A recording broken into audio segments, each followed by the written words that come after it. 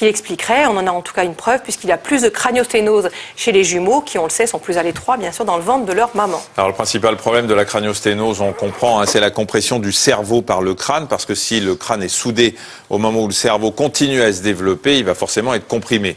D'où une hypertension dans le crâne qui peut perturber l'évolution mentale du bébé. C'est tout l'intérêt de l'opération que vous venez de voir. Il faut éviter cette complication, en plus, bien sûr, de redonner une forme normale au crâne. Dans 15% des cas, la craniosténose fait partie d'un syndrome plus grave avec des anomalies sur le visage, les bras ou les jambes. Oui, dans certains cas, les malformations au niveau de la face peuvent donner des difficultés pour respirer et même ce qu'on appelle une apnée du sommeil. Le bébé s'arrête de respirer quelques instants quand il dort. L'opération est alors plus compliquée que celle que vous avez vue. Elle utilise des techniques qui peuvent être impressionnantes.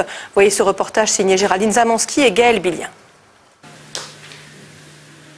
À la naissance, on voyait vraiment l'endroit où ça lui faisait comme un serre-tête, quoi, soudé, et une grosse bosse, donc vers l'avant. Car Bastien est né avec le crâne presque entièrement soudé. Pour grandir malgré tout, le cerveau avait déformé la tête en attaquant l'os. Tous ces petits trous que vous voyez ici, on ne devrait bien sûr pas les avoir normalement, et ça c'est lié à l'hyperpression de son cerveau qui essaie de grandir mais qui ne peut pas et qui donc vient laminer l'os et le réduire à un état de feuille. Alors l'urgence chez lui, c'était de libérer son cerveau. C'est vrai que s'il faisait rien, on courait à la catastrophe. Il n'aurait pas survécu à la pression en fait, puisque donc le cerveau grandit et pas la boîte crânienne. La première opération en haut du crâne a donc d'abord fait de la place pour le cerveau. Puis il a fallu libérer le visage de Bastien, qui était aussi bloqué. Le deuxième problème de Bastien, c'est le développement de sa face ici, qui se fait moins bien. Ça entraîne des yeux qui étaient très saillants, exorbités, globuleux. Et puis également, ça empêchait ses voies aériennes de bien fonctionner et du coup, il avait un syndrome d'apnée du sommeil très sévère quand il était petit. Et donc, ce qu'on a fait, c'est qu'on lui a avancé la face et on a fait pour cela, on a découpé tout autour du crâne et puis on a mis en place des petits distracteurs qui sont des petits matériels en métal que l'on va tourner très progressivement avec une petite vis. Résultat, 2 cm d'avancée en 3 semaines. C'était l'objectif, plus qu'un dernier tour de vis aujourd'hui.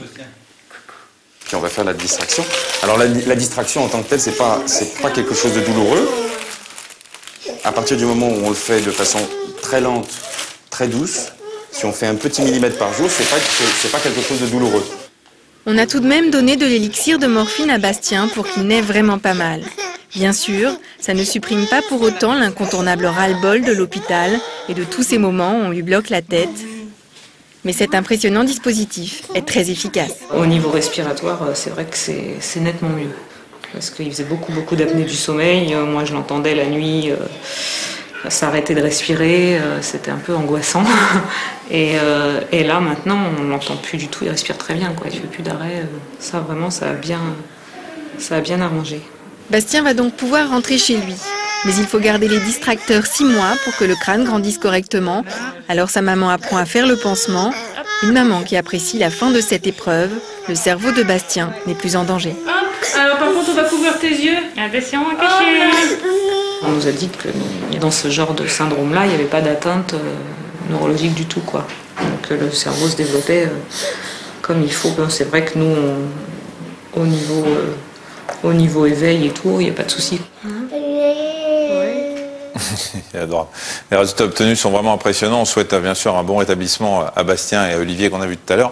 Je ne sais pas si la craniosténose est génétique, mais la chirurgie l'est, parce que le docteur Marchal que vous avez vu, le jeune chirurgien que vous avez vu à la fin, ça doit être le fils du docteur Marchal qui a été un des grands pionniers, qui doit l'opérer toujours d'ailleurs, de la craniosténose.